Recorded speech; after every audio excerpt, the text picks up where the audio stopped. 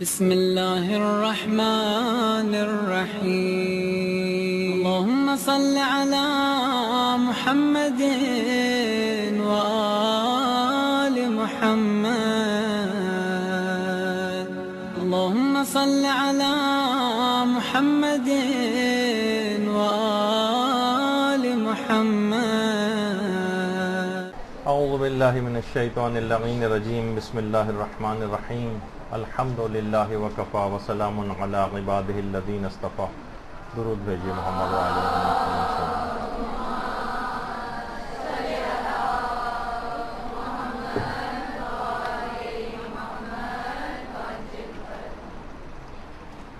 تربیت اولاد کے عملی اصول کے عنوان سے جو گفتگو ہماری چل رہی ہے اس کا درس نمبر 5. بات یہاں تک پچھلی گفتگو میں پہنچ چکی تھی کہ دوران حمل ایک عورت کو کون کون سے اعمال ایسے انجام دینے چاہیے، اور یہاں تک کہ وہ اعمال انجام دیتے دیتے وہ دن آ جائے گا کہ جس دن وضع حمل ہونا ہے، اور خود یہ زمانہ بھی بھرپور دعاؤں اور اذکار کے لحاظ سے اس کو گزارنا ہے، پورا حمل کا پیریڈ، اور دعائیں، اذکار اور قرآن کے سائے میں بچے کی تربیت شکم مادر ہی میں تاکہ جاری و ساری رہے. اچھا، اس دوران ڈیلیوری سے پہلے شوہر کی کچھ ذمہ داری ہے کہ وہ کچھ اہم چیزیں مہیا کر کے رکھے جو تربیت اولاد کے بالکل ابتدا میں ایک عورت کو اور اس بچے کو درکار ہوتی ہیں. ان میں ایک تو چیز ہے پہلے سے خاک شفا.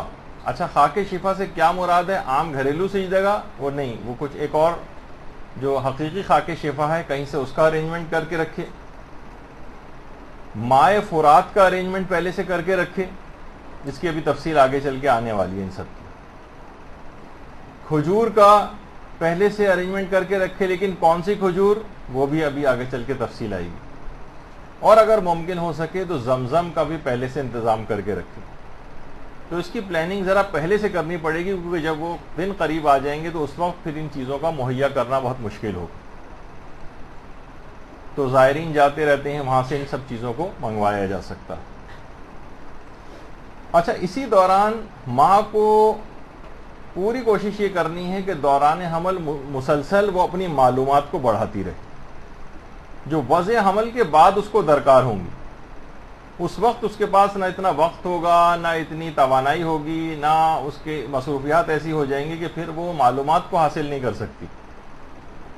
تو اس دوران وہ اپنی معلومات بڑھائے، مثلا بچے کو کب، کیسے، کتنا فیڈ اس کو کرانا ہے، اس کے بعد اس کو نمازیں کب سے پڑھنی ہیں، کیسے پڑھنی ہیں، نفاس کے مسئلے ہوں گے، ان کے کیا مسائل ہیں، عقیقہ فوراً ہی 7ویں دن ہو جائے گا، اس کے کیا مسئلے مسائل ہیں. ان تمام چیزوں کا پہلے سے اس کو کر کے رکھنا پڑے گا اور اپنی معلومات بڑھانی پڑے گی. اور اس کے بعد اب وہ وقت آ جائے گا، جیسے کہ اس سے پہلے کہا کہ جو بچے کی پیدائش کا وقت ہے، جس کے لیے مکارم الاخلاق کتاب کی پہلی جلد میں پیغمبر اسلام ختمی مرتبہ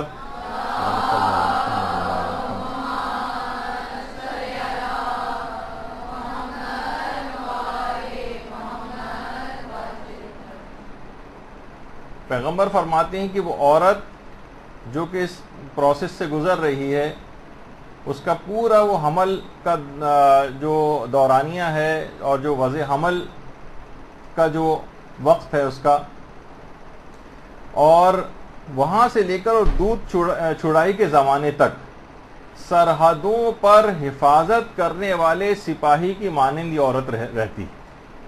جس طریقے سے سرحدوں کے اوپر جو متعین حفاظت کرنے والے ہوتے ہیں اس سپاہی کی مانند ہے. اور اگر یہ اس دوران خدا نخواستہ اس کی جان کو کوئی خطرہ ہو جاتا ہے یا مر جاتی ہے تو شہید کا ثواب اس کو بھی عطا کیا جاتا ہے. یعنی ایک لحاظ سے اس کے اندر اشارہ اور کنایا پایا جاتا ہے کہ اس طرح اس کو اپنے بچے کے جسم و روح کی حفاظت کرنا ہے شیاطین سے اور تمام نقصان پہنچانے والی چیزوں سے، جس طرح سے کوئی چوکس محافظ سرحدوں کے اوپر حفاظت کیا کرتا.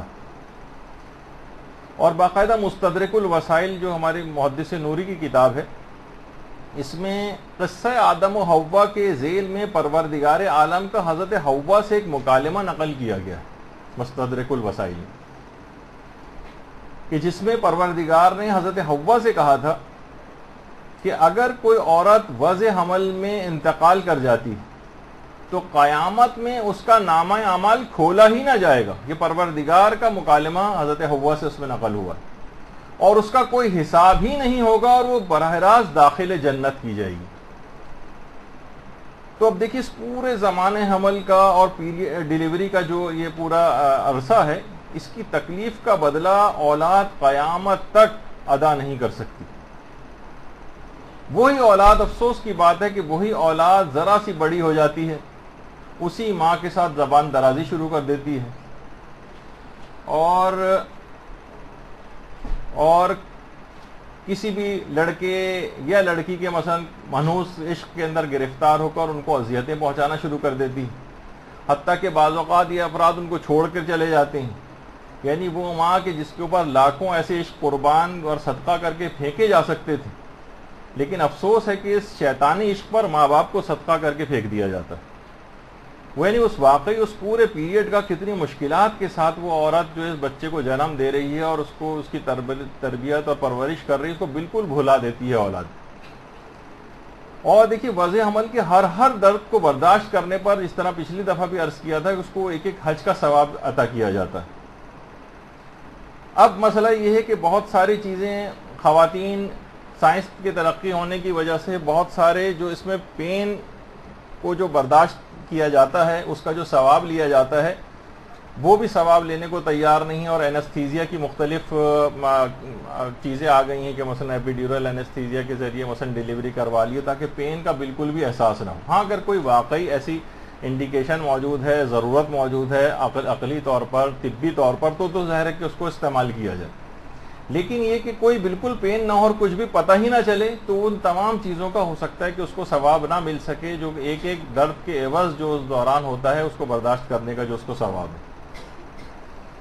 اور اب کیا ہے کہ البتہ یہ ضرور ہے کہ اس میں آسانی کے لیے یا اس پین کو کم کرنے کے لیے کچھ اذکار اور دعائیں ہیں، لیکن وہ تو زیادہ اس کے لیے فائدہ مند ہیں بنسبت ان دواؤں والی چیز کے، جن کے کچھ ہارمفل ایفیکٹ بھی نوٹ کیے جاتے ہیں۔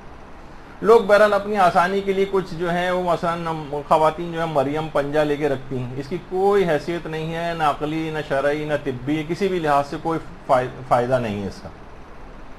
یا مثلا وہ بعض اوقات وہاں سے مدینے سے لوگ نبی بوٹی اور سی بوٹیاں وغیرہ لے کر آتے ہیں، اور باقاعدہ احد کے میدان میں باقاعدہ بہت سارے افراد یہ سب چیزیں لے کر احد کے میدان کے اندر جو ہے موجود ہوتے ہیں، اور بڑی پیمانے پر عورتیں اس طرح کی چیزوں کی وہاں سے خریداری کر رہی ہوتی ہیں، جو کہ بالکل عبث اور بیکار ہے۔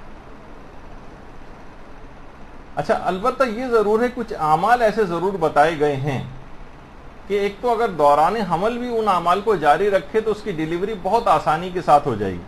دیکھیے یہ جو بھی چیزیں ہم بیان کر رہے ہیں، اس سے بچے کی جسمانی تربیت پہ بھی اثر پڑتا ہے۔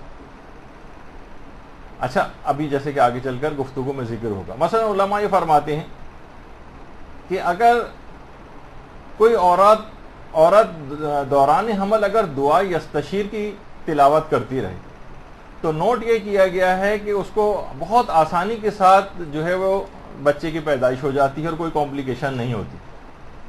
اور قرآنی سوروں میں خاص طور پر سورہ انشقاق اذا السماء انشقت سے جو شروع ہوتا ہے، یہ بہت ہی اہم، مفید اور مجرب سورہ ہے اس معاملے کے لیے۔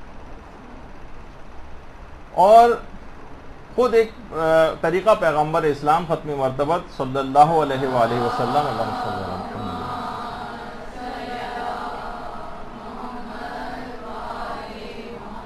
فرماتے ہیں کہ جس عورت کی بھی پیدائش، بچے کی پیدائش میں اس کو کوئی دشواری محسوس ہو، جیسے کہ عام طور پہ ہوتا ہے کہ اکثر ڈاکٹرز کہتے ہیں بھائی اب اس کو سیزیرین کرنا ہے، آپریشن کرنا پڑے گا، یعنی اس کا مطلب ہے کہ ظاہر ہے کہ روایت میں تو یہ آپریشن کا لفظ نہیں آئے گا، اس میں کہ بچے کی پیدائش میں دشواری۔ تو پیغمبر فرماتے ہیں کہ اگر وہ سورہ یاسین کو اگر پڑھے تو بہت آسانی کے ساتھ وہ بچے کو جنم دے گی۔ تو وہاں پر ایسا کچھ انتظام بھی اپنے پاس، سورہ یاسین کو اتنا بڑا سورہ نہیں ہے، جب بھی اس کو لیبر پینس وغیرہ شروع ہوں تو وہ یا وقت اس کا قریب آئے تو سورہ یاسین کو پڑھنا شروع کر دے۔ اور ایک اور روایت میں پیغمبر نے آیت الکرسی کے متعلق بھی یہی بات ارشاد فرمائی ہے کہ یہ بہت آسانی مہیا کرنے والی چیزوں میں سے۔ اور ایک انتہائی اہم چیز کہ جو کہ خود ہمارے امام زمانہ علیہ الصلوۃ والسلام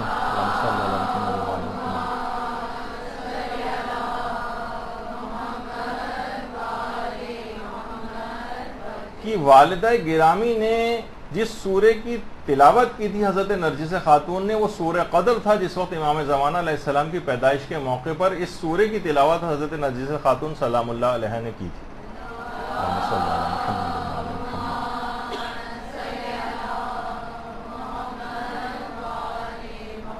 اس سے بہت آسانیاں مہیا ہوتی ہیں، کوئی کمپلیکیشن جس میں جسم کو چیرنا پھاڑنا پڑے اور کچھ اور، تو ان دعاؤں اور اذکار سے فائدہ اٹھایا جائے تاکہ ان چیزوں کے ہارمفل افیکٹ بچے پر اور اس کی ماں کے اوپر نہ ہوں۔ جسمانی تربیت کے لحاظ سے بھی چیزیں ضروری ہیں۔ اور اسی طریقے سے علامہ تبریسی نے جو مکارم الاخلاق کے اندر لکھا ہے، وہ ہمارے چھٹے امام، امام جعفر صادق علیہ الصلوۃ والسلام،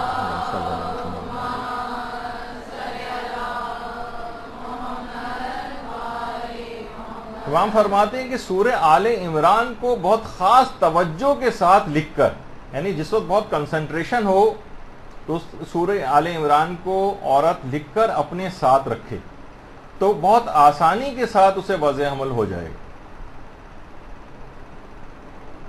اور جب اس کے پیدائش بچے کی جو قریب ہو جائے، قریب کے دن آ جائیں،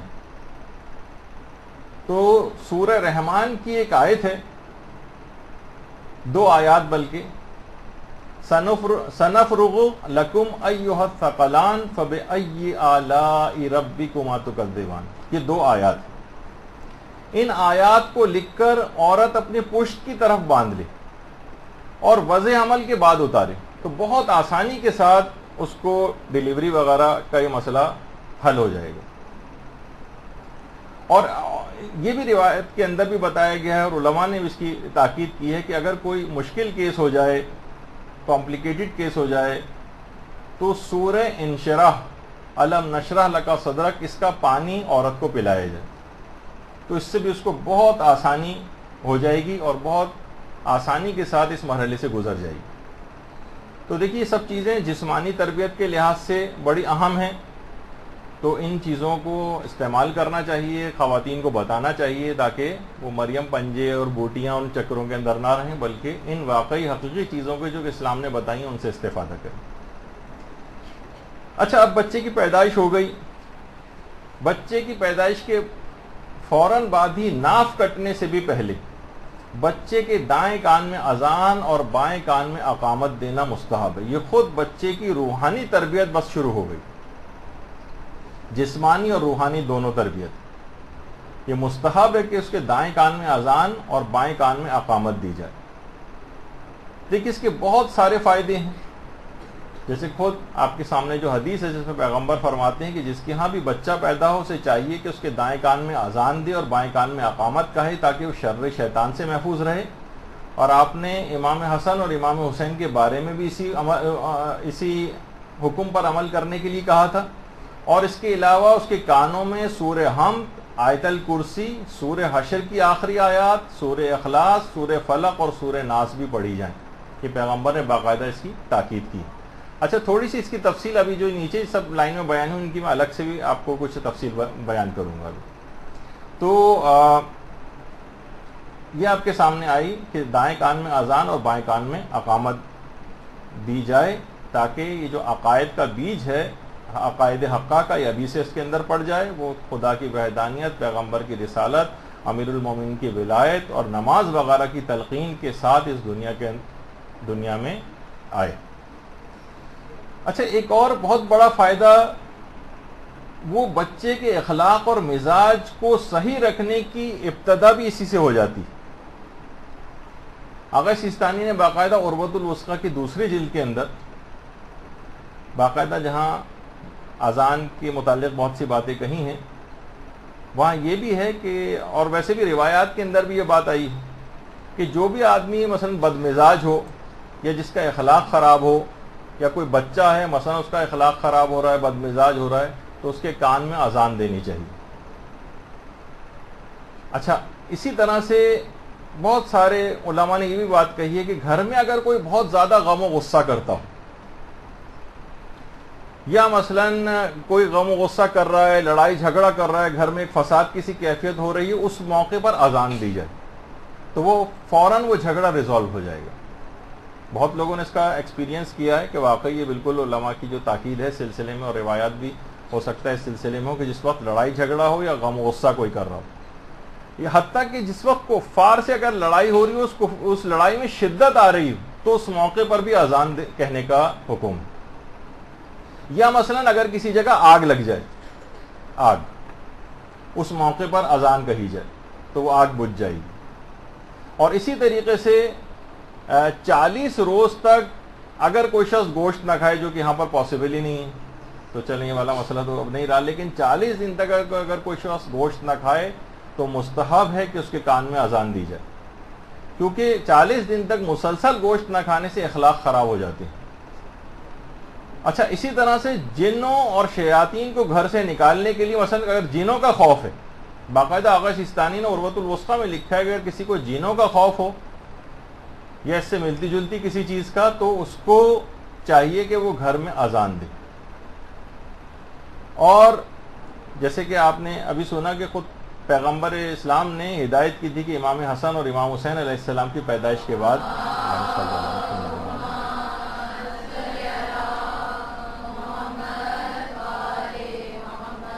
کان میں اذان دینے کا حکم دیا تھا۔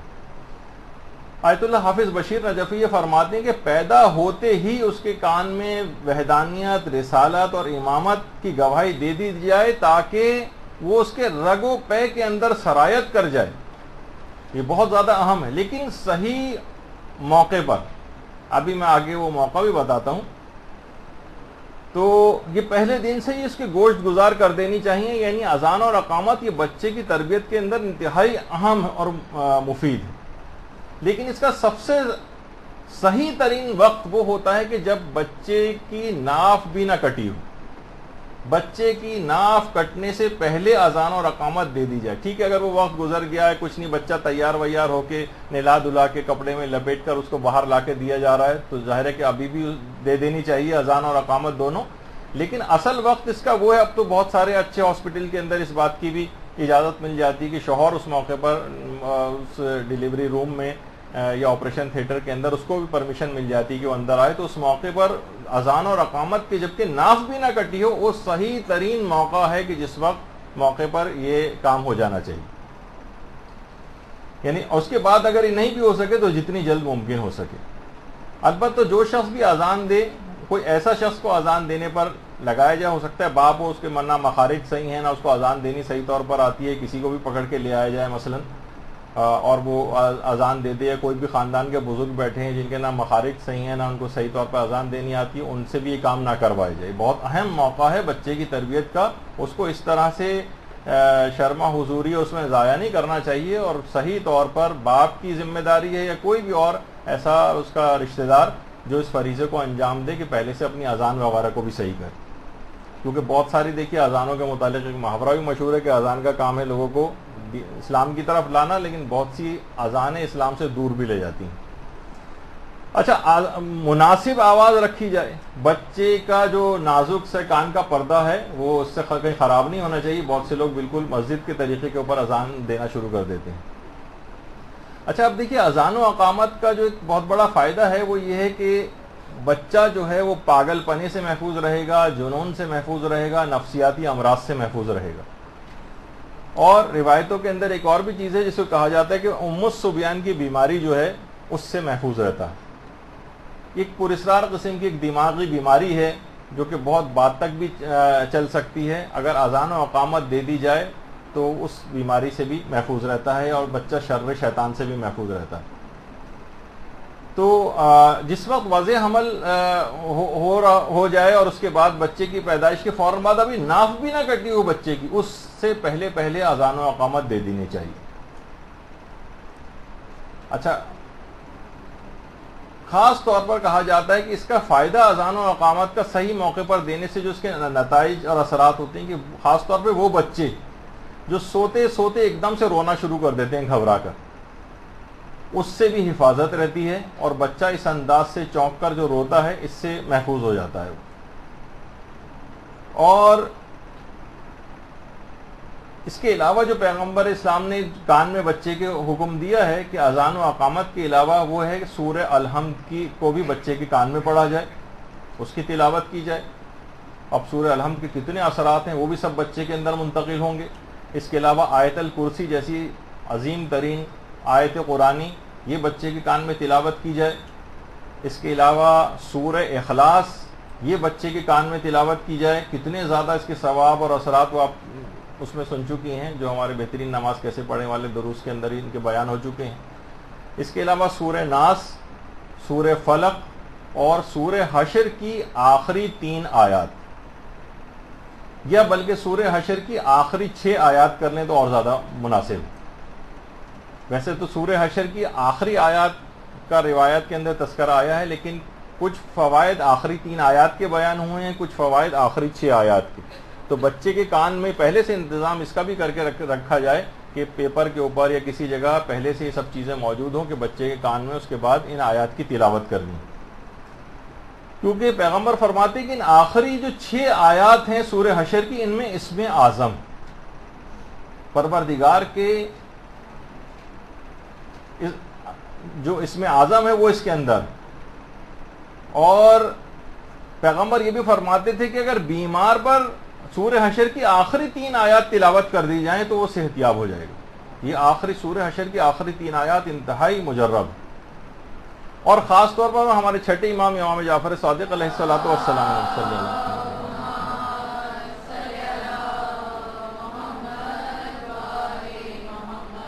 فرماتے ہیں اگر کوئی شخص حافظے کے لیے اس کو سورہ حشر کی آخری 3 آیات کو یا سورہ حشر ہی کو لکھے، یہ سورہ حشر پورا لکھے تو اور زیادہ فائدہ ہوگا، جب اسے کام کرنا ہے تو اس میں آخری 3 آیات بھی آ جائیں گی، اور اس کا پانی پیے تو اس کا حافظہ بہت قوی ہو جائے گا۔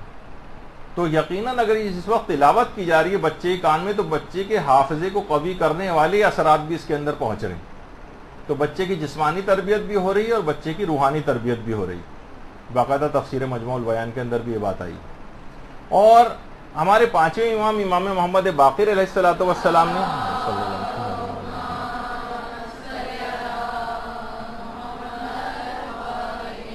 سورہ حشر کی آخری 3 آیات کے متعلق بات بیان فرمائی کہ اگر کسی شخص کے پاؤں میں ورم آ جائے تو اس پر بھی سورہ حشر کی یہ آخری 3 آیات جو ہے وہ پڑھی جائیں تو اس کو شفا نصیب ہو جائے گی۔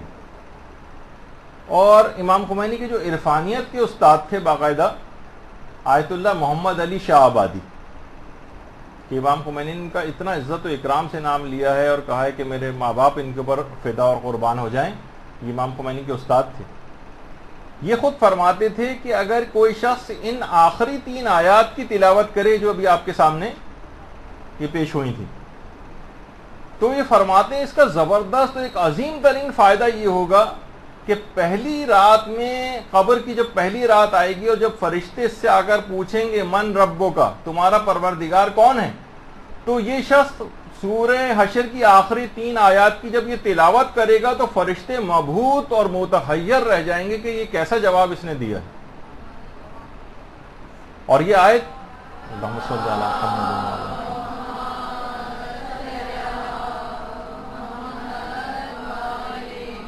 اتنے زیادہ پروردگار عالم کے اس کے اندر اسما ذکر ہوئے ہیں آخری 3 آیات کے اندر کہ اگر کوئی شخص اس کی عادی ہو جائے ان آیات کا تو محمد علی شاہ آبادی فرماتے تھے کہ یہ ایسا جواب فرشتوں کو دے گا کہ فرشتے حیران اور متحیر رہ جائیں گے۔ تو سوچی کہ یہ تمام اثرات بچہ اپنے اندر لے کر پیدا ہوگا ان تمام سوروں کے، ان تمام آیات کے، تو اس موقع پر کتنی زیادہ اس بات کی اہمیت ہے۔ ہمارے صرف اذان اور اقامت کی شہرت بس ہو گئی ہے، باقی اور چیزوں کا لوگوں کو پتہ نہیں، تو یہ پہلے سے ان کا انتظام کر کے رکھنا چاہیے۔ اس کے بعد پھر ماں کو کچھ کھلانے کی کوئی چیز دینا جس کے اندر ہے کہ تازہ 9 کھجوریں دی جائیں۔ اب آپ گنیے گا نہیں کیونکہ 10 ہیں، 9 کھجوریں، لیکن 10 بھی کھا سکتی، لیکن تازہ 9 کھجوریں ماں کو دی جائیں۔ اچھا، اب ظاہر ہے کہ ماں بچے کو فیڈ بھی کرائے گی، ان کھجوروں کے اثرات یہ ہوتے ہیں کہ بچہ بردبار پیدا ہوگا، پیدا تو ہو گیا ہے، اب بچہ بردبار بنے گا۔ اچھا، اگر تازہ 9 کھجوریں نہ مل سکیں تو اگر پھر مدینے کی کوئی پرانی کھجور اگر دستیاب ہو تو مدینے کی پرانی کھجور وہ ماں کو دی جائیں، لیکن تعداد ان کی 9 ہو۔ مدینے کی پرانی کھجوریں ڈبے وغیرہ کے اندر اگر رکھی مل رہی ہیں آپ کو۔ اچھا، اگر مدینے کی پرانی کھجور بھی دستیاب نہ ہو تو پھر ٹھیک ہے، کوئی سی بھی کھجور لے کے اور بچے کو ماں کو جو ہے وہ کھلائی جا سکتی۔ اچھا، اس کے بعد بچے کو غسل دینا بھی مستحب، لیکن بچے کو غسل دینا واجب نہیں، بشرط ہے کہ بچے کو غسل دینے میں کوئی نقصان نہ ہو۔ دیکھیے، بہت سارے آج کل ایسے ایشوز ہو جاتے ہیں میڈیکل کہ مثلا بچہ جو ہے وہ پریمیچور پیدا ہو رہا ہے، ایسے بچوں کے ساتھ بہت زیادہ ان کو اس طریقے سے نارمل طریقے سے بات نہیں دیا جاتا، اور ان کے باڈی ٹیمپریچر کا مسئلہ ایک ہوتا ہے، وہ ڈراپ کر جاتا ہے، گلوکوز کے ایشوز ہوتے ہیں، وہ بار بار ڈراپ ہو رہے ہوتے ہیں، تو بچے کو نہلاتے نہیں۔ تو یہ لوگ نہ سمجھیں کہ اس کو نہلانا واجب ہے اور ایک واجب چھوٹا جا رہا ہے، بچے کو نہلانا مستحب ہے، بشرطے وہ مستحب بھی اس وقت ہے جب بچے کو کوئی نقصان نہ ہو۔ اور عام طور پر ایسے بچوں کو ٹیمپریچر بالکل فلکچویشن کی وجہ سے یا ٹیمپریچر ان کا بہت زیادہ ڈاؤن ہو جاتا ہے تو احتیاط کرائی جاتی ہے۔ تو ان پریمیچور ٹائپ کے اس طرح کے بچوں کے متعلق یہ ہے کہ ان کو پھر نہلانا مستحب نہیں رہتا اگر ان کو خطرہ ہو کوئی۔ اچھا، پھر اس کے بعد یہ بھی مستحبات میں سے ہے کہ بچے کو پیدائش کے بعد سفید کپڑے میں لپیٹا جائے۔ البتہ موجودہ جو مراجع ہیں وہ یہ کہتے ہیں کہ اس کا استحباب ہمارے نزدیک اتنا ثابت نہیں ہے، البتہ پھر بھی رجائے مطلوبیت کی نیت سے بچے کو سفید کپڑے میں لپیٹنا چاہیے۔ اور فقہا نے زرد رنگ کے کپڑے میں بچے کو لپیٹنا مکروہ قرار دیا اور کسی بھی اور رنگ میں مباح قرار دیا، مثلا کوئی پنک ہے یا کوئی ریڈ کلر کا ہے، کوئی بھی اس طرح سے ہے وہ اس میں مباح ہے۔ اس کا مطلب یہ ہے کہ یہ رنگوں کے اعتبار سے بھی چیزیں اثر انداز ہوتی ہیں۔ اسلام مثلا کہہ رہا ہے کہ سفید رنگ کے کپڑے میں رجائے مطلوبیت یا مستحب کی نیت سے بچے کو لپیٹیں، اور زرد رنگ میں مکروہ ہے اور کسی بھی اور رنگ میں مباح ہے۔ اس کا مطلب ہے بچے کی جسمانیت کے اعتبار سے کوئی نہ کوئی اثر ان رنگوں کا انسانی جسم کے اوپر مرتب ہوتا ہے، تو اس میں خاص طور پر اس بات کا خیال رکھنا چاہیے۔ اس کے بعد ملے جلے ٹائپ کے اگر کلرز ہوں تو وہ بھی کوئی اس میں حرج نہیں ہے رکھنے میں۔ اچھا، پھر پہلے ہی دن بچے کی پیدائش کے بعد اس کے دین اور دنیا کی بھلائی کے لیے بچے کے لیے صدقہ نکالا جائے۔ صدقہ، دیکھیے پہلا دن ہے اس دنیا کے اندر، اس کا پہلے ہی دن سے پوری زندگی بھر کے اعتبار سے نیت کر کے اس کا صدقہ نکال دیا جائے کہ پروردگار اس کے دین اور دنیا دونوں کو محفوظ رکھے، اس نیت سے۔ خاص طور پر دیکھیے ماں اس پورے عرصے کے اندر، اس سے پہلے ڈیلیوری سے پہلے کے دور میں، خاص طور پر اس سے پہلے بھی ہم نے کہا تھا کہ اپنی نمازوں کی حفاظت کرے۔ اچھا، جب تک وضع عمل ہو نہیں جاتا اور نفاس وغیرہ شروع نہیں ہو جاتا، اس سے پہلے تک اس کو تمام نمازیں پڑھنا ہے۔ یہ نہیں کہہ سکتی کہ بھائی اب تو بعض اوقات 1 دن 2 دن پہلے ہاسپٹل میں ایڈمٹ ہونا پڑتا ہے، یا مثلا آپریشن ہونا ہے تو 2 روز پہلے اس کو ایڈمٹ ہونا پڑتا ہے، تو وہاں جا کر وہ اکثر اپنی نمازوں کو چھوڑ بیٹھتی، چاہے اس کو احتیاطی کیوں نہ بتائی جائے کہ بیڈ ریسٹ ہی کیوں نہ بتایا جائے، تب بھی وہ بیٹھ کر لیٹ کر جس طرح سے بھی اپنا وضو کیسے کرے گی، تیمم کیسے کرے گی، ڈرپ اگر لگی ہوئی ہے، ہاتھوں میں کینولا لگا ہوا ہے تو کس طریقے سے، ان تمام احکام کو پہلے سے سیکھ کر جائے۔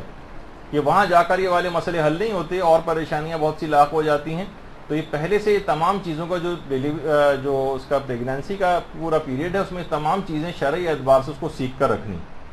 اگر تیمم کی اس کو ضرورت پیش آتی ہے تو تیمم والی چیزیں بھی وہاں پر مٹی یا اس طرح کی کوئی چیز جو ہے شوہر اس کا بھی انتظام کر کے رکھے، کہ میں نے اس سے پہلے بھی پچھلی نشست میں بات عرض کی تھی کہ اگر اس کی ایک نماز بھی اگر قضا ہو گئی تو خود بچے پر اور خود ماں کے اوپر بہت اس کے برے اثرات نمودار ہوں گے، اور باپ بھی اس تمام ظاہر ہے کہ وہ چکر لگانے پڑ رہے ہیں اور آنا جانا پڑ رہا ہے اور لوگوں کو لانا لے جانا پڑ رہا ہے، اس کی بھی کوئی نماز قضا نہیں ہونی چاہیے۔ اور عورت کو چاہیے کہ وہ نفاس کے جو احکام ہیں اس کے غسل وغیرہ کے ان کو بھی پہلے سے سیکھ کر جائے، جو کہ آپ کو خاتون یہاں پر جو معلمہ آتی ہیں وہ ان سے خاص طور پر وہ آپ کو ان تمام چیزوں کی مسائل جو سکھائیں گی کہ جب بچے کا پہلا جز باہر آتا ہے اس وقت اس کو خون اسٹارٹ ہوتا ہے جو کہ 10 روز تک چلتا ہے۔ تو اچھا بعض اوقات یہ ہوتا ہے کہ ایک دن میں بھی رک سکتا ہے، 1 گھنٹے میں بھی رک سکتا ہے، تو فوراً اس کے بعد اس کو 1 دن بعد رکا تو غسل کر کے نمازوں کا سلسلہ اس کو شروع کرنا پڑے گا۔ وہ یہ نہیں سوچے گی کہ میں 40 روز تک یا 10 روز تک یا اس سے بھی کہیں زیادہ بعد تک، اس کا مطلب ہے کہ یہ تمام چیزیں بچے کے اوپر اثر انداز ہوں گی اور وہ پہلے دن سے ہی سمجھیں ماں کی طرف سے اس کو ایک پیغام ملے گا نمازوں کو چھوڑنے کا۔ تو دنوں کے اعتبار سے بہت زیادہ اس کے اندر ویریشن ہے، کچھ دن بھی ہو سکتا ہے، 1 گھنٹہ بھی ہو سکتا ہے، 10 روز سے اوپر بھی معاملہ جا سکتا ہے۔ اس میں ان تمام مسائل کو سیکھ کر رکھے کہ نمازوں کے سلسلے میں کیا کرنا ہے، جو کہ ظاہر ہے کہ ہم اس موقع پر بیان نہیں کر سکتے۔ اچھا پھر اس کے بعد جو اگلا مستحب ہے وہ ہے بچے کی تحنیک کی جائے۔ یہ بچے کی تربیت میں، جسمانی تربیت میں بھی اور روحانی تربیت میں بھی بہت زیادہ اثر انداز ہوتی ہے تحنیک، جسے کہا جاتا ہے گھٹی پلانا۔ سنسکرت زبان کا لفظ ہے جس میں جنم گھٹی جس کو کہا جاتا ہے، یعنی پہلی غذا جو بچہ کھاتا ہے یا استعمال کرتا ہے اس کو کہا جاتا ہے۔ تحنیک کے معنی گلا اٹھانا، جسے کہا جاتا ہے جو حرف خا کا جو مخرج ہے وہاں تک اس چیز کو پہنچانا۔ کس چیز سے تحنیک کی جائے، کیا چیز بچے کے گلے میں پہلے خوراک کے طور پر جائے؟ سب سے زیادہ بہتر سب علماء نے یہ بات چیز لکھی ہے، مستحب ہے کہ اس کی تحنیک تربت امام مظلوم سے کی جائے۔ اللہم صلی علی محمد و علی محمد۔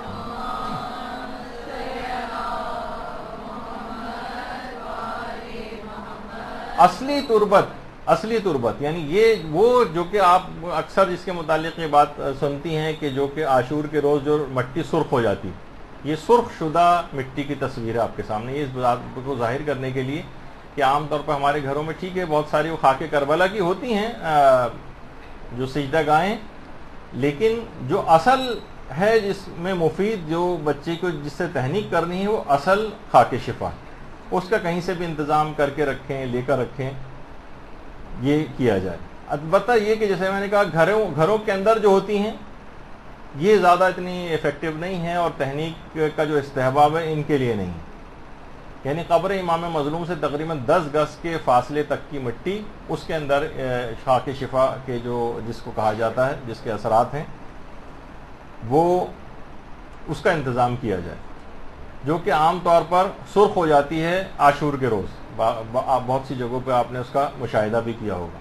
اچھا اگر مٹی ویسے باقاعدہ طور پر ظاہر ہے کہ ملنا اس کا بہت مشکل ہے، تو قبر امام سے بہت قریب کے ایریا میں جو ویکیوم کلیننگ وغیرہ کی جاتی ہے تو وہ وہاں سے بھی اگر غبار حرم کے طور پر وہاں سے چیز ملتی ہے، تو اگر کربلا جانے والے افراد ہیں وہ وہاں کی انتظامیہ کو کچھ ڈونیشن وغیرہ عام طور پہ اگر دیتے ہیں تو اس سے وہاں ان سے غبار حرم جو ہے وہ لے لیا جائے۔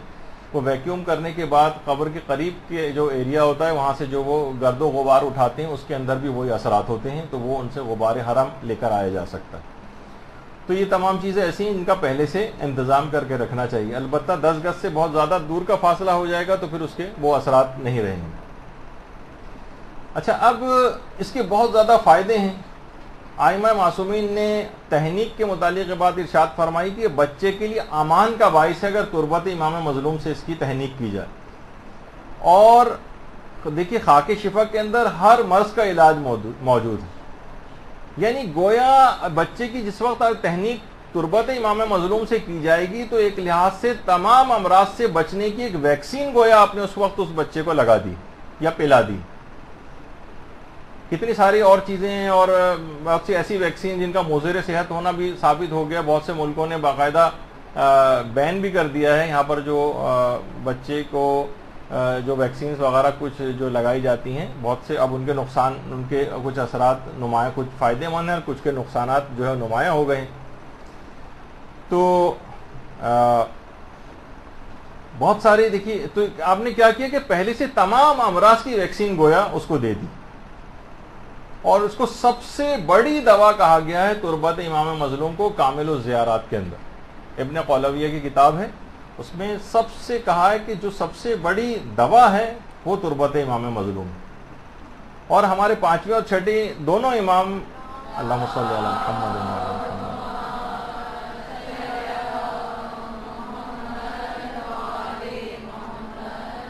کہ ایک شاگرد تھے جن کا نام تھا محمد ابن مسلم. محمد ابن مسلم ایک زمانے میں بہت زیادہ بیمار ہو گئے، تو ہمارے پانچویں امام، امام محمد باقر علیہ السلام نے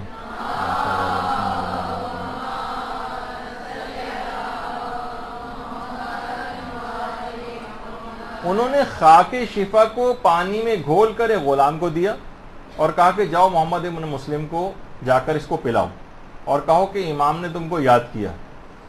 اچھا، غلام جو ہے وہاں گیا اور محمد ابن مسلم لیٹے ہوئے تھے، کہا کہ مولا نے آپ کو یاد کیا. محمد ابن مسلم پریشان ہو رہے ہیں کہ میں اتنا شدید ترین بیمار ہوں، آخر میں کیسے مولا کے پاس جاؤں گا. انہوں نے کہا کہ آپ کو یہ پانی بھی پینے کو دیا ہے. اس کے بعد محمد ابن مسلم کہتے ہیں کہ جیسے جیسے میں وہ پانی پیتا گیا، جسم کے اندر پانی گیا، مجھے لگا کہ میرے جسم سے درد آہستہ آہستہ دور ہو رہا ہے، یہاں تک کہ میں بالکل تر و تازہ ہو گیا. اور درود بھیجیے، اللہم صلی علی محمد و علی محمد. اتنے شدید بیمار محمد ابن مسلم لیکن انتہائی پھرتی کے ساتھ امام کی خدمت میں آ گئے. امام نے پوچھا کہ محمد ابن مسلم کیسا محسوس کر رہے ہو؟ کہا مولا اس پانی کی وجہ سے جو آپ نے مجھے بھیجا تھا میری طبیعت بالکل صحیح ہو گئی. امام نے فرمایا اس میں ہمارے جد کی تربت کی جو قبر کی مٹی ہے وہ ملی ہوئی ہے، اور خبردار کبھی تربت امام مظلوم سے بے توجہی اختیار نہ کرنا. ہمارے گھر کی عورتیں اور بچے پانی میں اس کو ملا کر پیتے ہیں اور ہر بیماری سے محفوظ رہتے ہیں. باقاعدہ ابن قولویہ نے اس روایت کو بھی کامل الزیارت کے اندر لکھا. اچھا، ایک تو یہ ہو گئی تحنیک کی جائے تربت امام مظلوم سے، ہر بیماری سے بچی کو گویا ویکسین مل جائے گی، لیکن اس کے اندر اس کا انتظام کیا جائے کہ اصلی تربت کا کہیں سے انتظام کیا جائے، خواہ وہ غبار حرم ہو، قریب ترین اس جگہ کا غبار کہ جو قبر کے 10 گز کے فاصلے کے اندر سے ملتا ہے. دوسری چیز جس سے تحنیک کی جا سکتی ہے وہ ہے مائع فرات سے. مائع فرات سے بچے کا گلا اٹھایا جائے. اچھا، مائع فرات سے مراد وہ جو نہر وہاں پر بہ رہی ہے وہاں کا پانی نہ لائیں، بلکہ خود وہاں کے جو کربلا کے جو نلکوں کے اندر پانی آ رہا ہوتا ہے وہ خود ہی اسی پانی کو، فرات کے پانی کو صاف کر کے ڈی سیلینیشن پلانٹ کے ذریعے وہ تمام نلکوں میں آتا ہے. اس پانی کو جانے والے وہاں سے لے کر آ جائیں اپنی بوتلوں وغیرہ کے اندر بھر کے، جس طرح سے زمزم کو لے کر آتے ہیں، تو اس کو پھر استعمال کیا جائے تحنیک میں. لیکن اصلی فرات یا جو اس کی ایکسٹینشن کے متعلق کہا جاتا ہے کہ جو وہاں تک آئی ہوئی ہے جہاں پہ اکثر زائرین جاتے ہیں، اس میں نہیں، بلکہ ہمارے استاد محترم تو یہ کہتے تھے کہ اس کے اندر پاؤں بھی نہ ڈالیں، کیونکہ اس میں انڈسٹریل ویسٹ جو ہے وہ جو صنعتی فضلہ ہے وہ ڈال دیا جاتا ہے اور یہ آ رہا ہوتا ہے، تو یہ نقصان دہ ہے بہت. تو اس پانی کو لے کر نہ تو کوئی پیے نہ استعمال کرے، بلکہ وہ جو نلکوں کے اندر یہی پانی فرات کا صاف ہو کے آ رہا ہے وہ استعمال کیا جائے.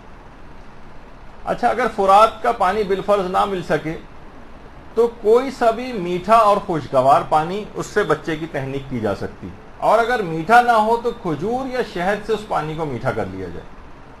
اور اگر یہ بھی دستیاب نہ ہو تو بارش کا پانی وہ اگر جمع کر کے رکھا جائے، مثلا خراب نہ ہوا ہو، تو اس سے بھی بچے کی تحنیک کرنے کا حکم آیا ہے. اور یہ سب کچھ بھی نہ ملے تو ٹھیک ہے، جو بھی عام پانی، صاف ستھرا پانی، اس سے بچے کی تحنیک کی جائے. البتہ یہ کہ خود پیغمبر اسلام نے امام حسن اور امام حسین علیہ السلام کی تحنیک،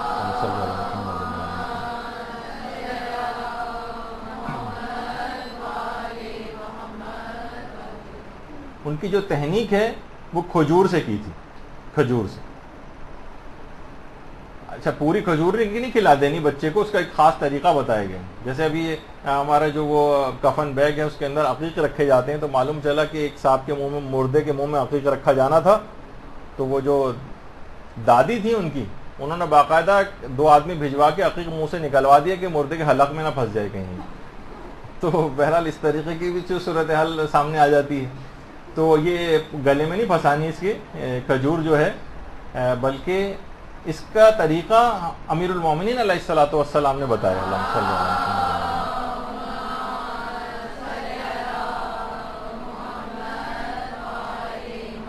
اچھا، عقیق جو ہے وہ ایک کے بجائے 2 رکھنا بہتر شمار کیا گیا، اور ان کے اوپر ایک خاص عبارت بھی لکھی ہوتی ہے کہ سوال منکر و نکیر کے وقت وہ عقیق پھر خود جواب دے گا، اس کا احتمال پیدا ہو جاتا ہے۔ تو بہرحال تو حضرت امیر فرماتے ہیں کہ باپ کھجور کو اپنے منہ میں لے کے بالکل اس کو باریک اور نرم کرے، اور بہت تھوڑی سی مقدار۔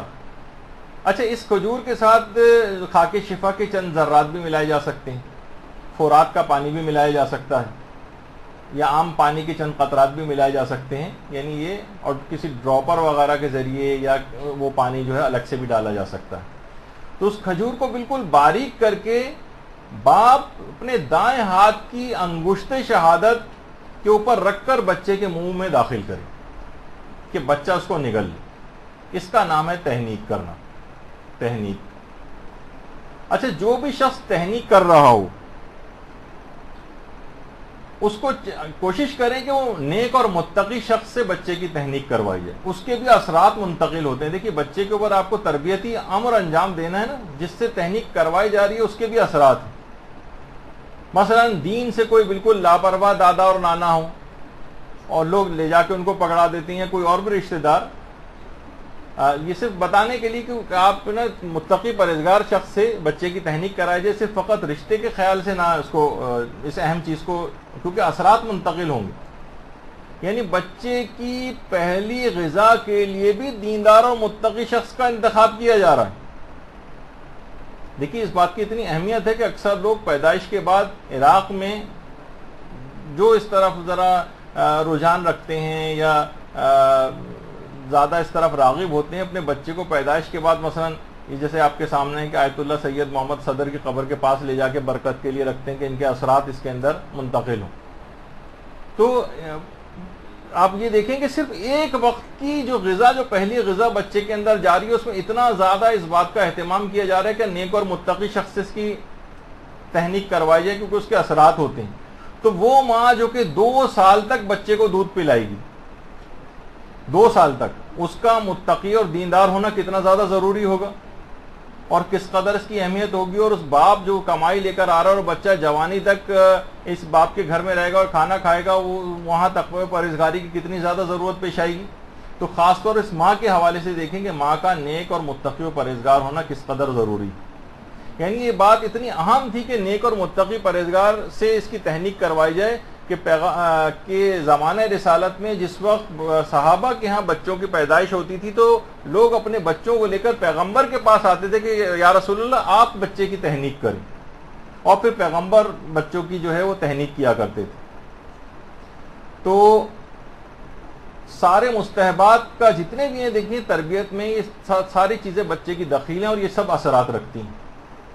اچھا، ابھی جو یہ آیا کہ مائے فرات سے بچے کی تحنیک کی جائے تاکہ بچے میں شروع ہی سے فداکاری اور قربانی کا جذبہ اس کے اندر پیدا ہو، یہ بہت اہم بات ہے کہ دیکھیے تحنیک کی ان تمام چیزوں کے فلسفے اور اثرات ہیں، اسلام نے ایسے ہی کوئی حکم نہیں دے دیے۔ سب سے پہلا فائدہ تو یہ ہوگا کہ بچے کے اندر تواضع اور انکساری پیدا ہوگی۔ تواضع اور انکساری کی صفت بچہ لے کر پیدا ہوگا اگر مائے فرات سے بچے کی تحنیک کی جاتی۔ اچھا، کیوں؟ تواضع انکساری کا کیا تعلق ہے اس سے؟ دیکھیے روایت میں کہ خدا نے جو بھی مخلوقات ہیں اس میں بھی تواضع اور انکساری کو قرار دیا۔ جس نے سب سے پہلے، جس چیز نے جتنی سب سے پہلے تواضع اختیار کی اور جتنی مدت تک کے لیے تواضع اختیار کی، پروردگار نے اس کو دنیا میں اتنی ہی زیادہ بلندی عطا کی۔ کہا جاتا ہے کہ پانیوں میں سب سے زیادہ اور سب سے پہلے جس نے تواضع اختیار کی وہ آب فرات تھا۔ آب فرات نے سب سے زیادہ تواضع انکساری خدا کی جلالت کے آگے اختیار کی، اور زمینوں میں زمین کربلا نے سب سے پہلے تواضع اور انکساری اختیار کی تھی۔ تو اگر آب فرات اور تربت امام مظلوم یہ اس سے اس کی تحنیک کی جاتی ہے، تو ان دونوں چیزوں کے اثرات یہ ہوں گے کہ بچہ متواضع ہوگا اور انکساری کے ساتھ پیدا ہوگا، یہ صفت اس کے اندر آئے گی۔ اور یہی وجہ ہے کہ ان دونوں چیزوں نے تواضع انکساری اختیار کی تو پروردگار نے ان کو برتری اور بلندی عطا کی۔ روایات کے اندر ہے کہ جو دنیا میں تواضع اختیار کرتا ہے تو پروردگار اس کا درجے کو بلند کر دیتا ہے لوگوں میں۔ تو دیکھیں فرات اور جو ہے زمین کربلا کتنا زیادہ ان کا رتبہ بلند ہوا۔ اور فرات کی ایک خصوصیت یہ بھی ہے مائع فرات کی کہ تمام گناہوں کو بھی ختم کر دیتا ہے۔ ہمارے چھٹے امام جعفر صادق علیہ الصلوۃ والسلام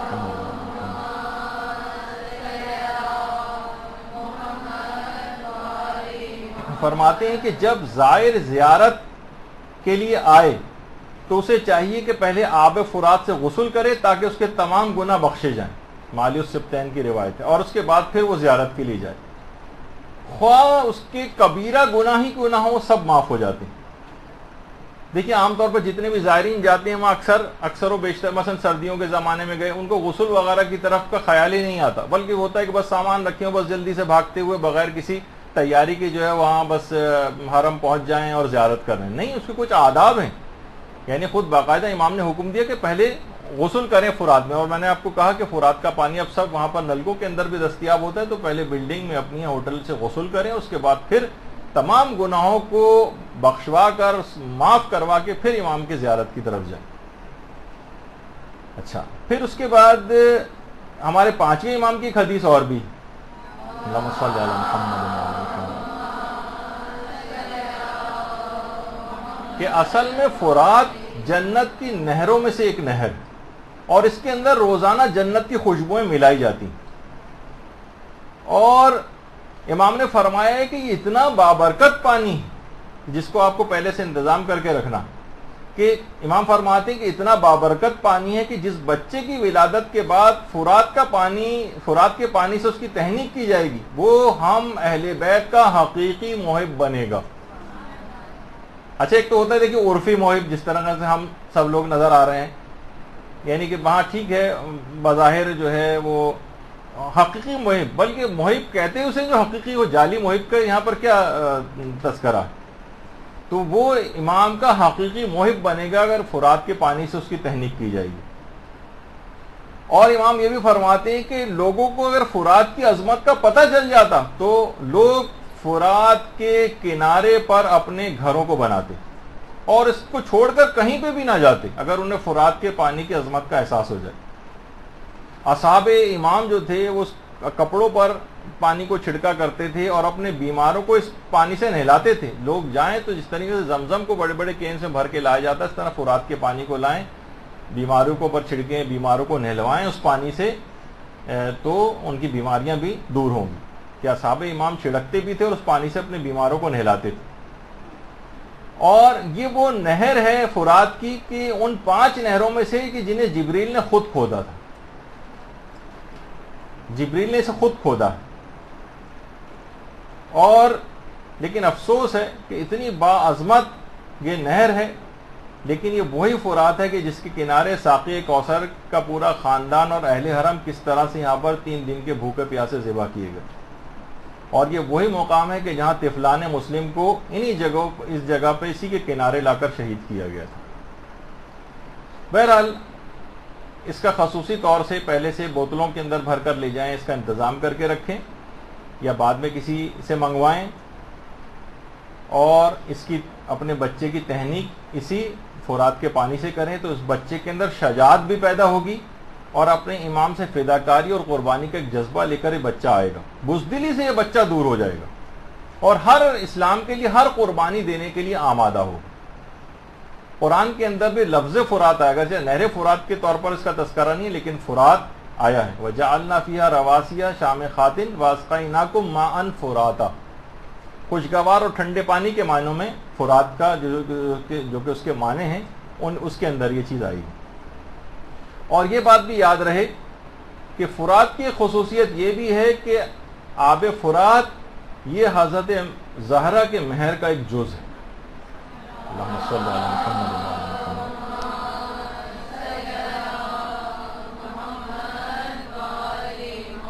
تو ان چیزوں سے بچے کی تحنیک کی جائے. اس کے بہت اثرات ہیں بچے کی جسم کے اوپر, بچے کی روح کے اوپر. اس کا پہلے سے انتظام کر کے رکھا جائے. تو آپ نے دیکھا کہ جسمانی تربیت کے اندر بھی کتنی زیادہ چیزیں دخیل ہیں اور روحانی تربیت کے اندر بھی, کیونکہ شجاعت پیدا ہونا, فداکاری کا جذبہ پیدا ہونا, یہ تمام چیزیں کیا ہیں, یہ روح کی خصوصیات میں سے. پھر اس کے بعد اگلا جو ایک ثواب والی چیز ہے وہ یہ ہے کہ بچے کے کان میں سوراخ کیا جائے. بچے کے دائیں کان کی لو میں سوراخ کیا جائے. بہتر ہے کہ دونوں کانوں میں کیا جائے. اچھا, اس میں ضروری نہیں ہے کہ اس کے کان میں کوئی ٹاپس, بالی یا اس طرح کی کوئی چیز پہنائی جائے. یعنی شریعت کے اندر یہ حکم نہیں کہ کوئی چیز پہنائی بھی جائے, بس کان میں ایک مرتبہ سوراخ ہو جائے تو وہ مستحب انجام پا جائے گا. اچھا, ممکن ہے اب اس کے اوپر ریسرچ کرنی چاہیے, جو دیندار ڈاکٹر حضرات ہیں ان کو کچھ کرنا چاہیے کہ یا ایکیوپنکچر وغیرہ والے جو ہیں ان سے کچھ پوچھنا چاہیے کہ کان میں ایسے کیا اثرات ہیں, کان میں سوراخ کرنے کا اسلام نے حکم کیوں دیا ہے. دیکھیے, اسلام کی تمام احکامات ذو مصلحت ہیں اور اسلام کے تمام ممنوعات ذو مفسدہ ہیں. یعنی جتنے بھی اسلام نے حکم دیے ان میں کوئی نہ کوئی مصلحت پائی جاتی ہے, اور جتنے بھی اس نے چیزوں سے منع کیا ہے اس میں کوئی نہ کوئی نقصان پایا جاتا ہے جس کی وجہ سے منع کیا گیا ہے. تو کان میں سوراخ کرنے کا یقیناً کوئی فائدہ ہوگا جو ابھی اس میں سائنس نے بتایا نہیں ہے, یا بتایا ہوگا تو ہمیں پتہ نہیں ہے. تو بہرحال لیکن اسلام نے کہا کم سے کم اس میں ثواب ضرور مل جائے گا, چاہے وہ کچھ عرصے بعد وہ سوراخ بھر جائے, بند ہو جائے, وہ بات کا مرحلہ ہے, وہ اس میں وہ آپ کی مرضی ہے کہ اس میں کوئی بالی ڈالیں, ٹاپس پہنائیں, کیا کریں. لیکن بس کان میں سوراخ کرنا, اور دائیں کان میں نیچے کی طرف جو دائیں کان کی لو ہے اس میں سوراخ کرنا, اور بائیں کان میں نیچے کی لو سے ذرا کچھ اوپر سوراخ کرنا, اس کو بہتر سمجھا گیا. اچھا, اس کے بعد پھر ہے جو کہ بچے کی تربیت میں اثر انداز ہوتی ہے, وہ ہے بچے کا اچھا نام رکھنا. احادیث کے اندر بھی یہ بات آئی ہے کہ میں نے اولاد کا حق ہے کہ بچے کا اچھا نام رکھا جائے. اچھا, سب سے اچھا نام وہ ہے کہ جس کے اندر بندگی کی اللہ کی کوئی جھلک نظر آئے, اللہ کی بندگی کی. جو ہمارے ہاں یہ نام بہت کم رکھے جاتے ہیں جن کو رائج ہونا چاہیے. مثلا عبداللہ, علماء نے تمام لکھا ہے عبداللہ نام رکھنا کہ اللہ کی بندگی کی جھلک اس نام کے اندر ہو, یہ مستحب ہے کہ یہ نام رکھے جائیں.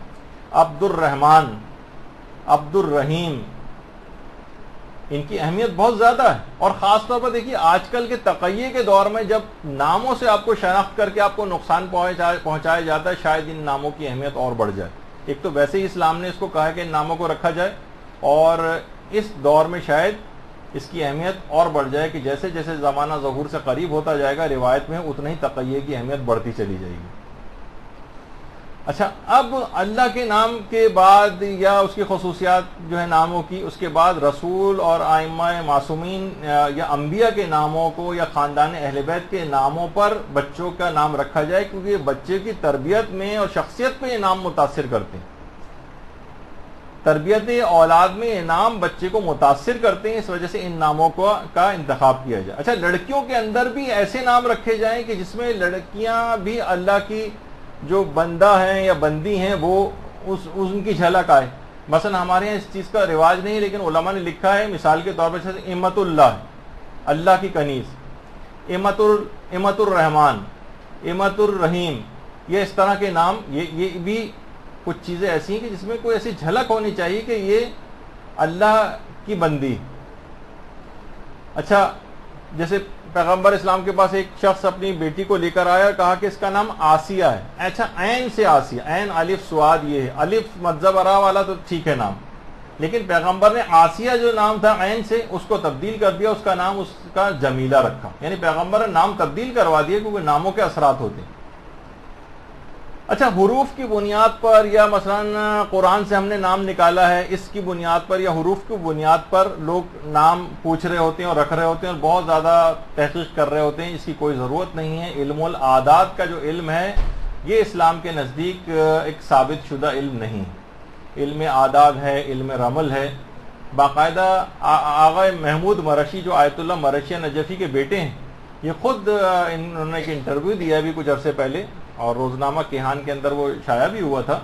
انہوں نے فرمایا کہ میرے والد آیت اللہ مرشی نجفی فرماتے تھے کہ میں نے یہ علوم, علم العادات, رمل, جفر وغیرہ یہ سب سیکھے تھے لیکن میں اب بہت نادم اور شرمندہ ہوں کہ میں نے ان علوم کے اوپر کیوں اپنے وقت کو لگایا تھا. اور کہتے تھے کہ ہمیں بھی ہمارے والد منع کرتے تھے کہ ان علوم کی طرف نہ جانا، علم العداد یہ یا حروف کے یا رمل وغیرہ اس کے اندر، کیونکہ یہ ناقص اب رہ گئے ہیں اور یہ مکمل طور پر ہمارے پاس نہیں ہے، لہٰذا ان سے کوئی بھی نتیجہ نہیں نکالا جا سکتا، تو اس میں اپنے وقت کو نہ لگایا جائے. تو لوگ حروف کو لے کر آ جاتے ہیں کہ جناب اس سے بتائیے، ہا سے کوئی بتائیے اور فلاں جیم سے کوئی نام بتائیے، اور اس سے کوئی ان کی حقیقت اور اہمیت نہیں ہے. بس خاندان اہل بیت اللہ کی جس میں بندگی کا کوئی جھلک پائی جائے، یا رسول اور ائمہ یا ان کے خاندانوں کے ناموں میں سے کسی بھی اچھے نام کا انتخاب کر لیا جائے. اچھا، اس میں ہی ناموں کے اندر خاص طور پر جو عام طور پر بچے عام طور ایڈاپٹ کی جاتی ہیں، لے پالک ہوتے ہیں، تو اس میں بھی کیونکہ ناموں کی بہت اہمیت ہے، خاص طور پر ولدیت جو ہے بچے کی، اس کو کبھی تبدیل نہیں کرنا چاہیے. بچے کی ولدیت جو اصل باپ کی ہے وہی برقرار رکھی جائے. اب مجھے نہیں پتا کہ مثلا جو قانونی کارروائیاں اور اس کے اندر جو کچھ بھی ہوتا ہے، لیکن شرعاً بہرحال یہی ہے کہ بچے کو اس کے اصل باپ کے نام ہی سے پکارا جائے. اچھا، اب کچھ ایسے نام ہیں جو بہت محمل قسم کے نام ہیں، جو الٹے سیدھے نام ہیں. دیکھیے، ناموں کے اثرات ہوتے ہیں. اگر آپ اس طرح کے نام رکھیں گے، بہت نام سننے میں آتے ہیں کہ جناب ویسے تو عام معاشرے کے اندر مثلا دریا خان اور سمندر خان چلے ہیں تو ہمارے یہاں اتنے رائج نہیں ہیں، لیکن عام طور پہ خاندانوں میں مثلا گھسیٹی آپا اور چچا چھگن اور بٹن خالہ اور لڈن اور چھمن اور اس ٹائپ کے جو نام ہیں، یہ بالکل عجیب و غریب قسم کے نام ہیں. یہ ان کے دیکھیے، میں نے یہ کہا کہ بچپن سے لوگ الٹے سیدھے قسم کے نام یہ رکھ دیتے ہیں جو ساری زندگی ان کا پیچھا کرتے ہیں، یہاں تک کہ وہ بیچارہ وہ بچہ بڈھا ہو کے مر بھی جاتا ہے تب بھی وہ نام اس کا پیچھا نہیں چھوڑتا. اور وجہ ہے کہ ہر دفعہ جب بھی وہ نام اصلی طور پر صحیح اچھا پکارا جائے گا، مثلا کوئی کسی کا نام محمد ہے یا علی پکارا جائے گا، تو ہمیشہ جو ہے اس نام کو خود لینے کا زبان کے اوپر سب کو ثواب ملتا ہے، اس نام کو سننے کا ثواب ملتا ہے. سب محفوظ بٹن اور چھگن اور اس ناموں سے کیا، لڈن یہ ٹائپ کے جو نام ہے، اس سے کیا کسی کو ثواب ملے گا؟ یہ کیا، بلکہ عجیب و غریب محمل قسم کے اثرات اس کے ہو سکتا ہے ہوں. تو اسلام نے جب حکم دیے کہ اچھا نام رکھنا اولاد کے حق میں سے ہے باقاعدہ، تو یہ اچھا نام ہی اس میں رکھنا چاہیے، اس قسم کے ناموں کو رائج نہیں ہونے دینا چاہیے. اچھا، کچھ ایسے جو باقاعدہ آرش مثلا، میں بھی بہت لمبی بحث ہو جائے گی، لیکن مثلا عریشہ، یا بہت سے لوگ رکھ دیتے ہیں مثلا تحریم. اب تحریم معنی حرام کرنا. اچھا، اب حرام کرنا یہ نام جو ہے نام کے طور پر رکھا جائے، یہ علماء کہتے ہیں کہ یہ محمل قسم کا نام ہے. یا مثلا جیسے شازیہ، روبینہ، یہ بھی صحیح نہیں. یا بہت سارے، یعنی صحیح نہیں سے مراد یعنی ان کے کوئی معنی نہیں ہے واضح طور پر. یا مثلا اکثر گھرانوں کے اندر یہ ہوتا ہے کہ بہت سارے رشتے ایسے ہیں ان کو بدل، مثلا باپ ہے ان کو بھائی کہتے ہیں لوگ، یا مثلا والدہ ہیں ان کو آپا یا باجی کہہ کے جو ہے پکارتے ہیں. یعنی جو حقیقی اور اصلی رشتہ ہے اس سے ہٹ کر کوئی اور دوسرے رشتے سے آپ پکارنے لگتے ہیں، یہ بھی مناسب نہیں ہے. یہ تو ضمناً بات آ گئی بیچ میں. اچھا، البتہ کچھ نام ایسے ہیں جو باقاعدہ مکروہ قرار دیے گئے. حکم، حکیم، خالد، مالک اور حارث. اچھا، ہمارے برادران اہل سنت میں حارث اچھے ناموں میں شمار ہوتا ہے، جبکہ ہمارے ہاں باقاعدہ جو روایات کے اندر آئے حارث نام رکھنے سے منع کیا گیا. تو حکم، حکیم، خالد، مالک اور حارث، یہ ان ناموں سے یہ مکروہ اکثر علماء نے ان کو قرار دیا ہے. اچھا، بہت سے علماء نے پرویز نام کو بھی جو ہے منع کیا ہے کہ پرویز نام بھی نہ رکھا جائے. اور اس کے علاوہ جتنے بھی دشمنان اہل بیت کے نام ہیں ان میں اس کو شدید کراہیت ہے کہ دشمنان اہل بیت کے ناموں پر کوئی، اب تو ہمارے تو خیر تصور بھی نہیں ان کا، لیکن فقہی مسئلوں کے اندر یہ چیز آتی. اچھا، کچھ نام ایسے ہیں جن کو ان کی جلالت کے باعث رکھنے سے منع کیا گیا. مثلا علماء فرماتے ہیں جیسے یاسین، اکثر علماء منع کرتے ہیں یاسین نام نہ رکھا جائے. کیوں؟ یہ وجہ نہیں کہ وہ نام معاذ اللہ خراب، پیغمبر اسلام کے القاب میں سے ایک ہے، لیکن کیا ہے کہ یاسین اس کی جلالت کے باعث، جیسے کہ وہ تھا نا کہ ایک شخص نے اپنی بیٹی کا نام فاطمہ رکھ دیا تھا، تو امام نے کہا تھا خبردار اب اس کو کبھی ڈانٹنا نہیں یا برے الفاظ سے مت پکارنا. بہت سے نام اتنے جلالت والے ہیں تو اس میں اس کا جو ہے وہ خیال رکھنا چاہیے. البتہ سب مجتہدین کے نزدیک ان ناموں کا مکروہ ہونا ثابت نہیں، جیسے یاسین وغیرہ کا، لیکن بہرحال ایک تاثر یہ ان کے کلام سے ملتا ہے کہ ان ناموں کو رکھنے میں احتیاط کی جائے ان کی جلالت کے باعث. البتہ فاطمہ نام ضرور جو ہے وہ رکھا جا سکتا ہے، لیکن یاسین کے اندر یہ بات کہی گئی. اچھا، بہت سے علماء اس کے بھی قائل ہیں کہ جیسے کہ حدیث کے اندر بھی آیا کہ اگر کسی شخص کے 4 بیٹے ہوں اور وہ کسی ایک بیٹے کا نام بھی محمد نہ رکھے تو یہ مکروہ، کیونکہ کہا جا روایت میں ہے کہ اس نے مجھ سے جفا کی، پیغمبر نے فرمایا اس نے مجھ پہ ظلم کیا۔ تو محمد نام ویسے تو بہت ہی بہترین نام ہے، اس سے درود بھیجیے نا محمد والے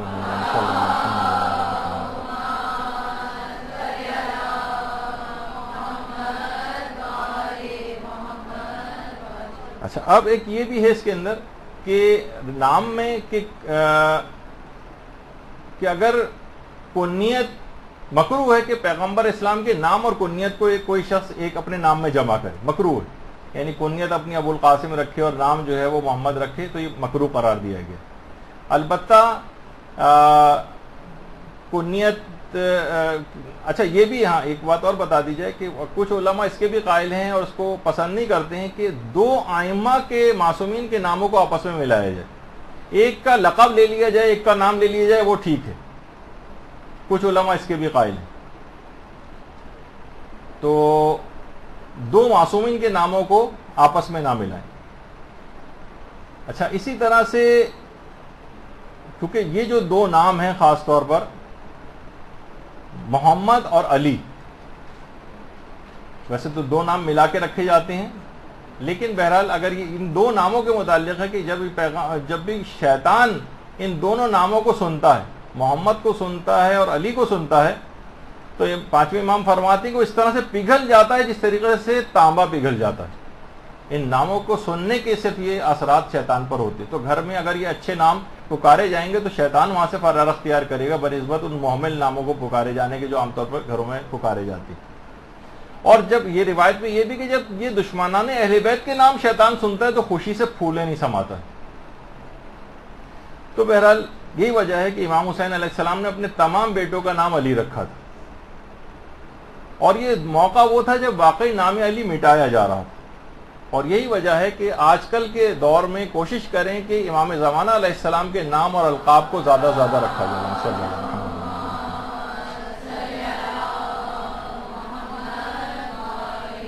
علماء فرماتے ہیں کہ امام زمانہ کے نام اور القابات کو اپنے بچوں کے نام ان کے ناموں کے اوپر رکھیں، اپنے اداروں کے نام امام کے نام و القاب پر رکھیں، اپنی کتابوں کے انتصاب امام زمانہ کے جو ہے وہ نام کیے جائیں، اپنی تنظیموں کے نام رکھے جائیں۔ تو امام زمانہ کے نام اور القاب اس کے اوپر کافی توجہ دی جائے۔ ان کے اثرات ہیں، ان کے اثرات نیک اولادوں کے اوپر پڑتے ہیں۔ دیکھیے پیغمبر اسلام برے ناموں کو تبدیل کرواتے تھے۔ مثلا ایک بچہ اس کا نام عبد شمس رکھا گیا، عبد شمس۔ اچھا یہ عبد شمس وہی ہے جس کا غلام یا جس کا بیٹا، دونوں طرح کی روایتیں ہیں، تو غلام تھا یا بیٹا تھا جس کا نام امیہ تھا، جس سے پھر بنو امیہ کی نسل پوری چلی۔ تو پیغمبر نے اس کا نام تبدیل کروا کے عبداللہ رکھوا دیا عبد شمس سے۔ اسی طریقے سے ایک شخص بیٹے کو لے کر آیا، اس کا نام عبد الکعبہ رکھا تھا اس نے، پیغمبر نے اس کا نام بھی تبدیل کر کے عبداللہ رکھوا دیا۔ ایک اور آیا، اس نے اپنے بیٹے کا نام عبد العزیٰ رکھا تھا، اس زمانے جو بت تھے لات منات و عزیٰ، عبد العزیٰ کے نام، پیغمبر نے اس کا نام تبدیل کروا دیا، عبداللہ رکھوایا۔ ایک شخص آیا، اس کا نام عبد الحارث رکھا تھا اپنے بیٹے کا، پیغمبر نے اس کا نام تبدیل کر کے عبد الرحمن کروا دیا۔ یعنی اس لحاظ سے دیکھیں کہ ان ناموں کے اثرات ہیں۔ اچھا آج کل فیشن زدگی کے اندر ناموں کو عجیب و غریب قسم کے نام رکھے جانے لگے، جیسے میں نے ایک دفعہ پہلے بتایا تھا کہ عالم نے باقاعدہ اس بات کو کوٹ کیا کہ میں کسی بچی کی رسم بسم اللہ میں گیا، میں نے پوچھا نام کیا ہے، تو انہوں نے فیشن میں نام اس کا رکھا ہوا تھا مزنیہ، فعل حرام کرانے والی۔ تو انہوں نے کہا بھائی یہ کیا نام تم نے اس کو رکھا ہوا ہے؟ یہ کہہ رہے ہیں یہ تو فیشن میں آج کل کافی ان ہے یہ والا نام۔ تو اس طرح کے دیکھیے برے برے نام، ان کے ناموں کے معنوں سے واقع ہے، بس ایک نیا نام کوئی سا بھی ہونا چاہیے، چاہے وہ غلط نام ہی کیوں نہ ہو۔ یا مثلا آج کل بہت سارے نام ایسے ہیں جو کہ دو مل کے وہ نام بنتے ہیں لیکن آدھا نام پکارا جا رہا ہے۔ مثلا آج کل ابیہا نام جو ہے، ابیہا صحیح نہیں، اصل ہے ام ابیہا، ام ابیہا یعنی اپنے باپ کی ماں جو لقب تھا شہزادی کا، تو ام اگر آپ نکال لیں گے صرف ابیہا، یہ کوئی نام نہیں بنے گا۔ اسی طریقے سے مثلا ام ہانی جو نام ہے یہ ہونا چاہیے، ہانی عام طور پر پکارا جاتا ہے، ہانی تو لڑکے کا نام تھا، ام ہانی یعنی ہانی کی ماں۔ اچھا اس طور پہ بھی نام ہے تو پورا نام ہونا چاہیے، اب وہ لڑکے کے نام سے آپ پکاریں گے کہ ہانی رکھیں گے، جبکہ وہ اصل ہے ام ہانی مثلا۔ تو اچھا یہاں پہ ایک بات اور ہے بھی بتا دی جائے. یہاں پہ لوگ پھر فوراً سوال کرتے ہیں کہ جب دشمنان اہل بیت کے ناموں پر نام رکھنا جو ہے وہ منع کیا گیا ہے، تو بہت ساری روایتوں میں ہے کہ حضرت امیر المومنین علیہ السلام نے اپنے بچوں کے نام کچھ ایسے نام رکھ دیے تھے. اللہم صلی علی محمد و علی محمد.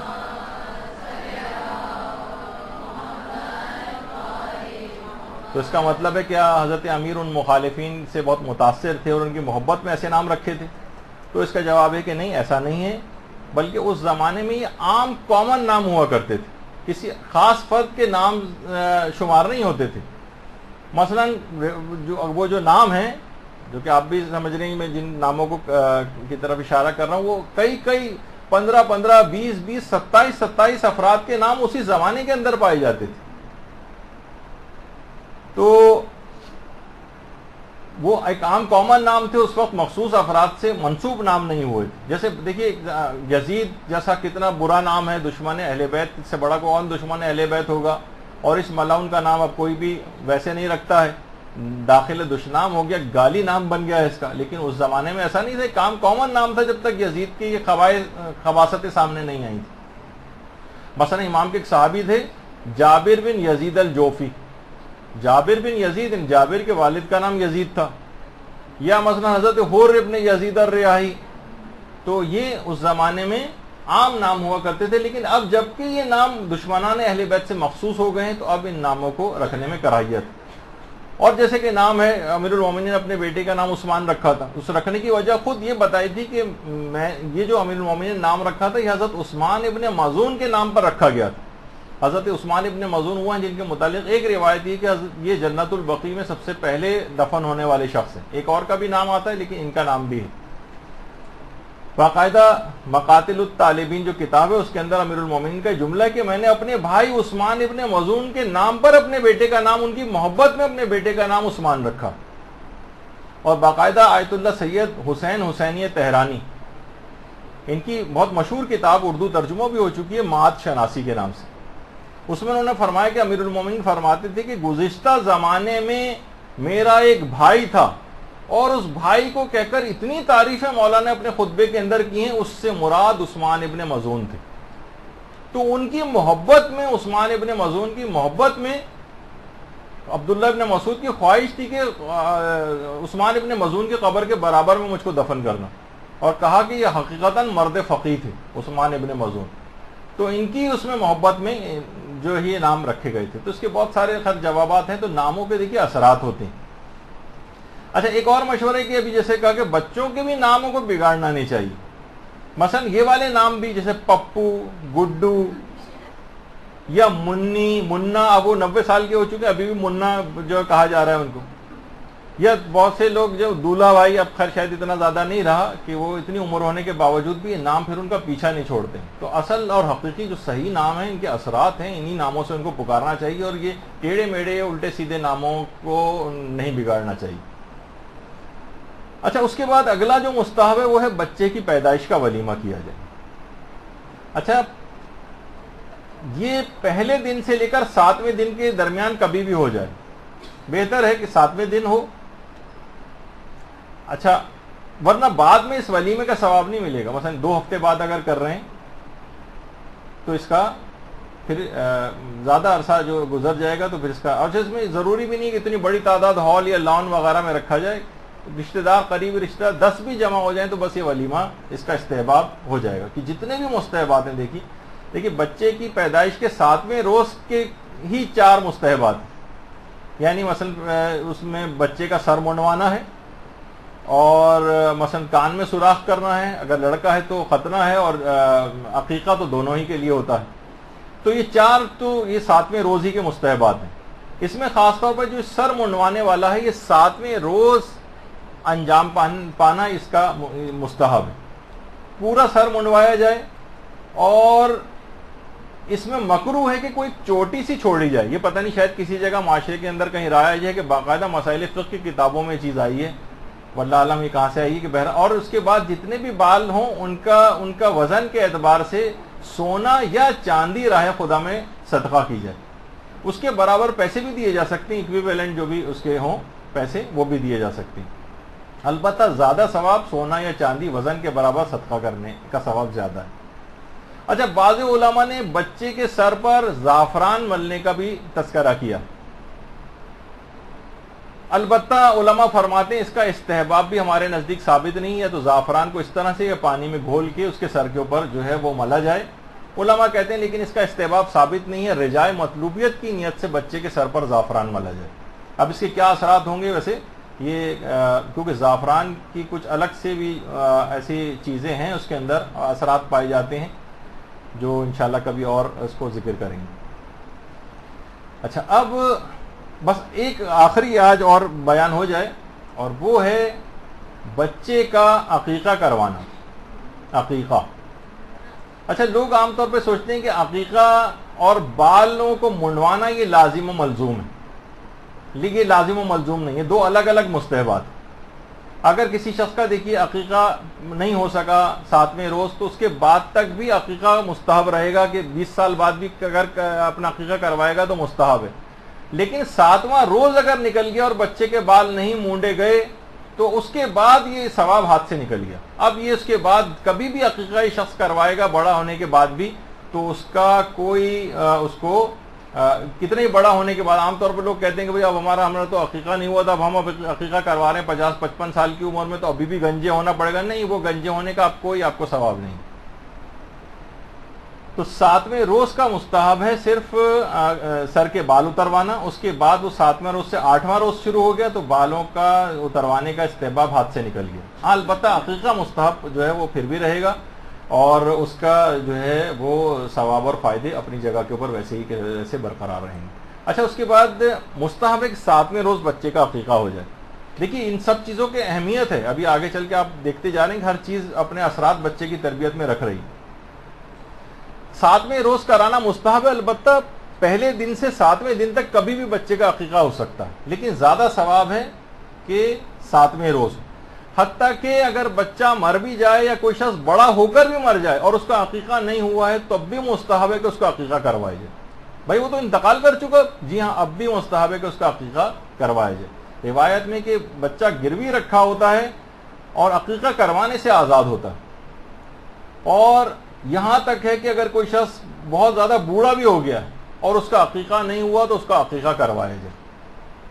حتیٰ کہ اگر کوئی شخص قریب المرگ ہے، اس کے لیے بھی مستحب ہے کہ اسی قریب المرگ حالت میں ہی وصیت کر کے جائے کہ مرنے کے بعد میرے مال سے میرا عقیقہ کروایا جائے، قریب المرگ شخص بھی۔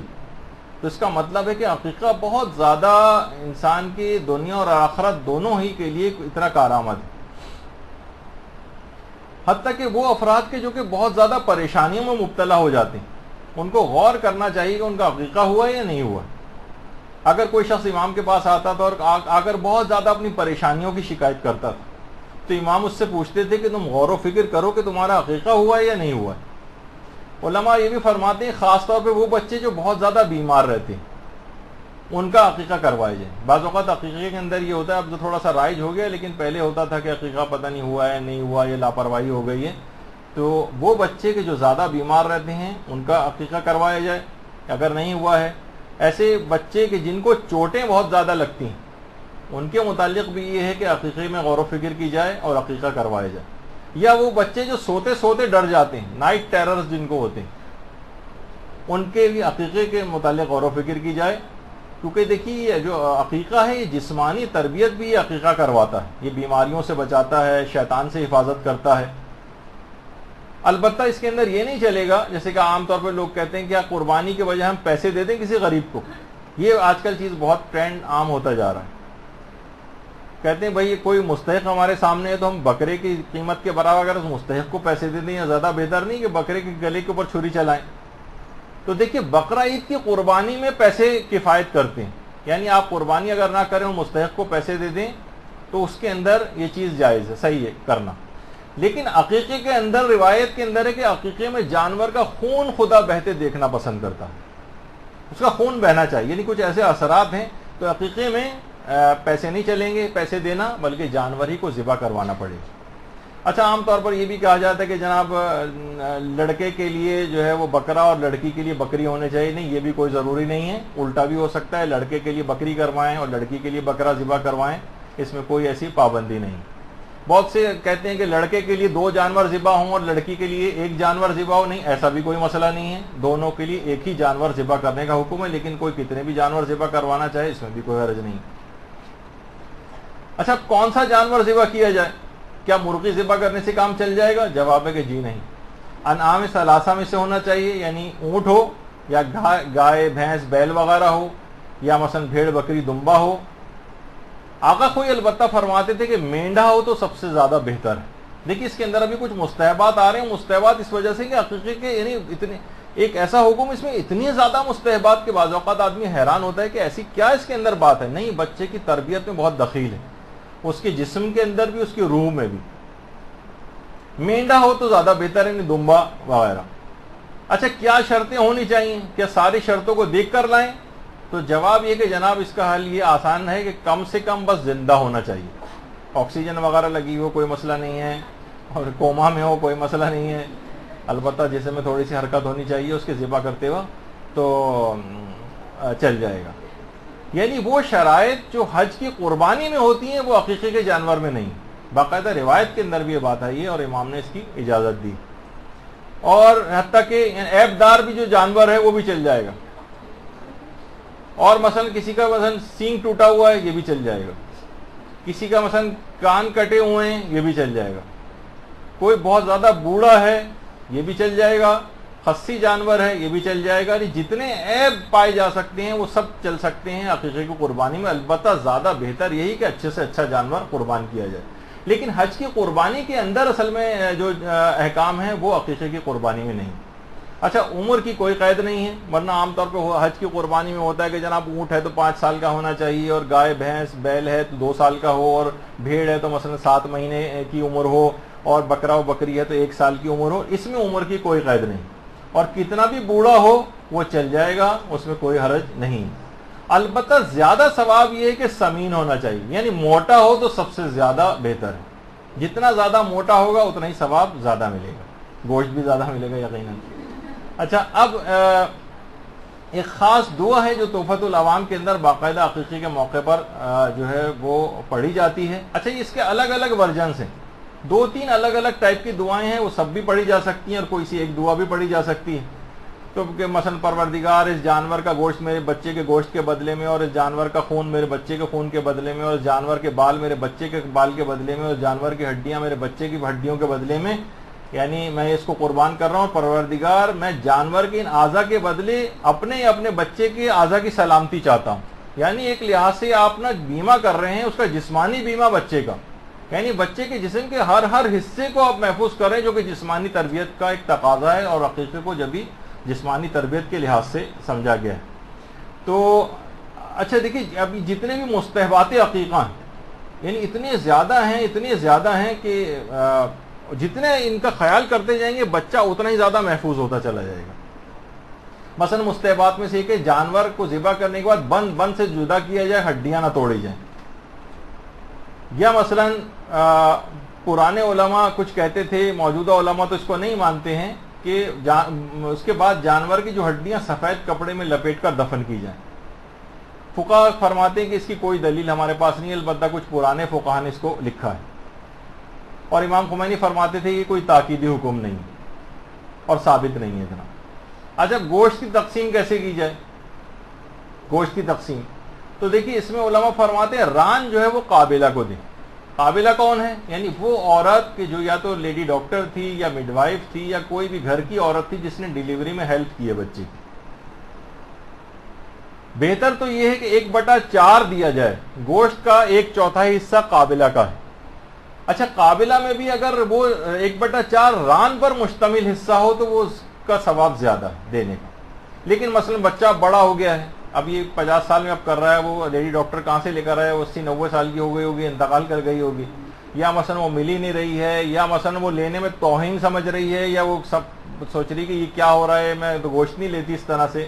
یا مثلا قابلہ بہت سے ایسے بھی ہوتے ہیں جو غیر مسلم ہے، غیر مسلم لیڈی ڈاکٹر نے مثلا ڈیلیوری کرائی تھی یا مڈ وائف نے ایسی ڈیلیوری کروائی تھی، تو پھر غیر مسلم کو دینے میں اتنی تاکید نہیں ہے. دیا ابھی بھی جا سکتا ہے اس کو گوشت، لیکن تاکید نہیں.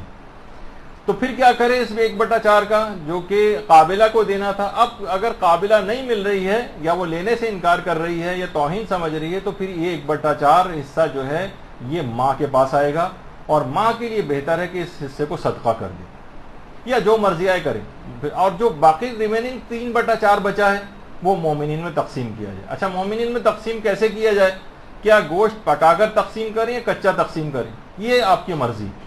البتہ زیادہ ثواب یہ ہے کہ پکوا کر تقسیم کیا جائے، اور زیادہ بہتر ہے کہ اس عقیقے کے گوشت سے بچے کی پیدائش، اسی عقیقے کے گوشت سے بچے کی پیدائش کا ولیمہ بھی کیا جائے۔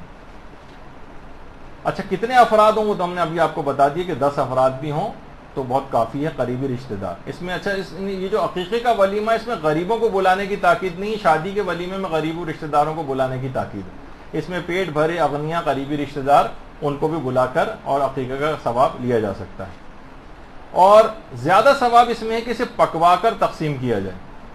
دوپہر کے 3:30 بجے آپ کو تصویر نہیں دکھانی چاہیے تھی، لیکن بہرحال پکوا کر تقسیم کرنے کا ثواب زیادہ ہے۔ آقا کوئی فرماتے تھے کہ بہتر ہے کہ اس کو پانی اور نمک میں پکایا جائے۔ البتہ امام خمینی فرماتے تھے کہ اس استحباب کی دلیل مجھے نہیں پتہ چل سکی یہ کیا ہے، لیکن بہرحال اس کو پکوا کر پانی اور نمک میں، لیکن عام طور پر پانی اور نمک میں تو پکتا ہی ہے، ٹھیک ہے، اور چیزیں بھی اس میں ڈال دی جاتی ہیں بعد میں، اور پھر اس کے بعد مومنین کو دعوت دیں۔ اس عقیقے کی دعوت کو قبول کرنا بھی مستحب ہے، اور اس میں ایک اشارہ یہ بھی پایا جاتا ہے کہ عقیقے کا جو گوشت ہے یہ صدقہ نہیں، اور اگر یہ صدقہ ہو بھی اول تو نہیں، لیکن اگر یہ ہوتا تب بھی اس کو کھانے کی اجازت ہے، کیونکہ عقیقہ کوئی واجب صدقات میں سے نہیں، اور سید صرف غیر سید کے واجب صدقات نہیں لے سکتا، زکوٰۃ فطرہ وغیرہ اور مستحب صدقات، یا مثلا عقیقہ تو خیر صدقہ نہیں، اس کو بالکل کھانے کی سادات کو اجازت ہے، غیر سید کا عقیقہ بھی۔ اچھا، اب کون کون سے گھر والے اس کو نہیں کھا سکتے؟ عقیقہ کا گوشت کون نہیں کھا سکتا؟ علماء فرماتے ہیں جیسے آغا سیستانی وغیرہ بھی کہ باپ اور اس کے واجب النفقہ جتنے بھی افراد ہیں ان کے لیے مکروہ ہے، جائز تو ہے، کھا سکتے ہیں، باپ بھی کھا سکتا ہے، ماں بھی کھا سکتی ہے، لیکن کہنے کہ مکروہ ہے ماں باپ کے لیے، اور جو باپ کے واجب النفقہ ہیں ان کے لیے، جو باپ کے اوپر ڈیپینڈنٹ ہیں، باپ جن کی کفالت کرتا ہے، وہ لوگ اس گوشت کو نہ کھائیں۔ البتہ جو اولادیں بہت سی ایسی بھی ہو سکتی ہیں باپ کی کہ جو مثلا بیٹے بڑے ہو گئے ہیں، خود کما رہے ہیں، خود کفیل ہو گئے ہیں، انڈیپینڈنٹ ہو گئے ہیں، ان کے لیے بھی کراہیت نہیں، وہ ان کے لیے مکروہ نہیں ہے، اگرچہ وہ بھائی ہیں، یا بہن کماتی ہے اب وہ انڈیپینڈنٹ ہو گئی ہے، اس کے لیے بھی کراہیت ختم ہو گئی۔ اب باپ کی کفالت میں یہ لوگ نہیں رہے، لیکن جو باپ کی کفالت میں ان کے لیے مکروہ۔ اچھا، کیا یہ عقیقہ کا گوشت خود کھا سکتا ہے؟ ظاہر چھوٹا بچہ 7ویں روز تو اپنے عقیقے کا گوشت نہیں کھائے گا، لیکن مثلا یہ کہ بڑا ہو گیا بعد میں عقیقہ کروا رہا ہے تو کوئی شخص خود اپنے عقیقے کا گوشت کھا سکتا ہے؟ جواب ہے کہ مکروہ ہے، حرام نہیں، کھا پھر بھی سکتا ہے، لیکن مکروہ ہے، بہتر ہے کہ نہ کھائے۔ اچھا، اب جہاں پر یہ اچھا ایک بات ہاں اور بتا دیجیے، جو جن کی تقلید ہو رہی ہے آج کل، آیت اللہ خود یہ فرماتے تھے کہ احتیاط واجب کی بنا پر ماں گوشت نہیں کھا سکتی عقیقے کا، بچے کی ماں نہ کھائے، احتیاط واجب ہے، لیکن رجوع کر کے ان کے بھی مقلدین کھا سکتے ہیں۔ اچھا، جہاں یہ مکروہ کا قرار دیا گیا عقیقے کا گوشت کھانا ان افراد کے لیے، وہاں اس سے مراد باقاعدہ گوشت ہے۔ یہ گوشت اگر کسی سالن میں پکا ہوا تو اس کا شوربہ مثلا روٹی سے کھا سکتے ہیں، گوشت نہیں کھائیں، وہ کراہیت ہے، لیکن یہ شوربہ کھا سکتے ہیں۔ بریانی پکی ہوئی ہے، اس کے چاول کھا سکتے ہیں، بریانی پکی ہوئی ہے اس کے چاول کھا سکتے ہیں، گوشت کو چھوڑ دیں۔ اچھا، ایک بات اس کے اندر اور بتا دی جائے کہ عقیقے میں تداخل کا حکم بھی چلتا ہے، یعنی اگر بقرعید کی کوئی شخص قربانی کر رہا ہے تو عقیقہ اس میں جمع ہو سکتا ہے، لیکن کیا ایسا ہو سکتا ہے کہ مثلا بکرا تو باپ اپنے قربانی کے لیے لایا ہے بقرعید میں کہ چلو قربانی میری طرف سے ہو جائے گی اور میں اس بچے کا عقیقہ بھی کر دوں گا اسی میں نیت کر کے؟ تو جواب ہے کہ نہیں، یہ نہیں چلے گا۔ قربانی جس کی طرف سے ہوگی عقیقہ بھی اسی کا ہوگا۔ یہ نہیں ہو سکتا کہ کہیں پہ نگاہیں کہیں پہ نشان، وہ والا معاملہ نہیں ہونا چاہیے کہ مثلا بکرا یہ جو ہے کسی اور کے لیے لائے گئے قربانی کے لیے، اس میں آپ کسی اور کی نیت بھی کر رہے ہیں، یہ نہیں چلے گا۔ تو جس کا عقیقہ ہو، جس کی قربانی ہو، اسی کی طرف سے عقیقہ بھی ہوگا۔ اچھا، کیا عقیقے میں کئی جانور ذبح کر سکتے ہیں؟ جواب ہے کہ جی ہاں، کر تو سکتے ہیں، لیکن ایک کافی ہے، لیکن کئی جانور بھی ذبح کرنا چاہیں تو بالکل کر سکتے ہیں، کیونکہ امام زمانہ علیہ الصلوۃ والسلام کے عقیقے میں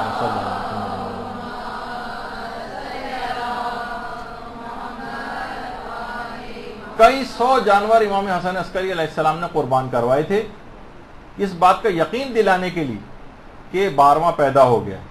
اور ہر ایک گھر میں صرف گوشت نہیں بھجوایا تھا, پورا ایک ایک گوشت فند بھجوایا تھا ذبح کر کے ہر شیعوں کے گھر میں.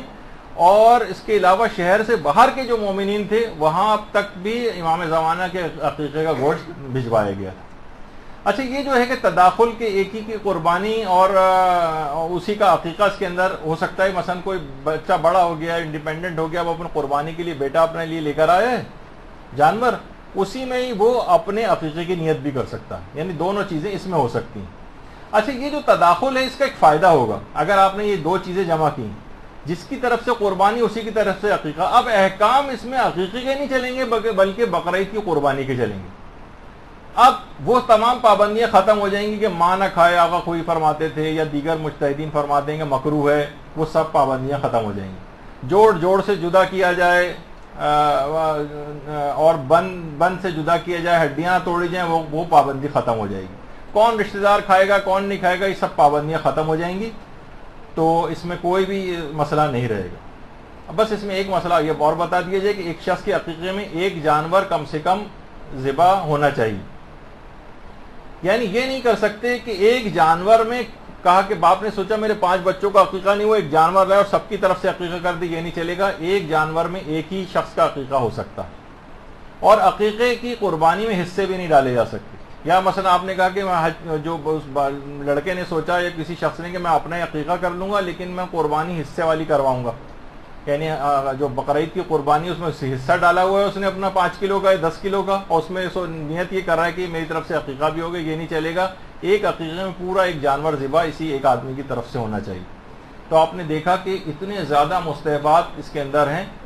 اور 7ویں روز اس کا عقیقہ جو ہے وہ بچے کا ہونا ہے. تو 7ویں روز تک, ابھی تک آپ نے دیکھا کہ 7 روز تک کیا بچہ بغیر کھائے پیے زندہ رہا کہ یہاں تک کہ عقیقہ اس کا ہو گیا؟ نہیں. اب بچے کے, کیونکہ وہ بہت تفصیلی موضوع تھا, بچے کو کھلانے پلانے کے اعتبار سے اس کے دودھ کے جو اثرات ہیں پلائی کے, وہ انشاءاللہ کیونکہ وہ بڑا موضوع تھا وہ اگلی نشست کے لیے ہم رکھ رہے ہیں. تو آپ نے دیکھا کہ سارے مستحبات کتنے زیادہ تربیت میں داخل ہیں. جتنے مستحبات پہ عمل ہوگا اتنا ہی بچے کی جسمانی اور روحانی اچھی تربیت ہو سکے گی. باقی مستحبات اور احکام انشاءاللہ اگلی نشست میں بیان ہوں گے. وصلی اللہ علی محمد وآلہ الطیبین الطاہرین.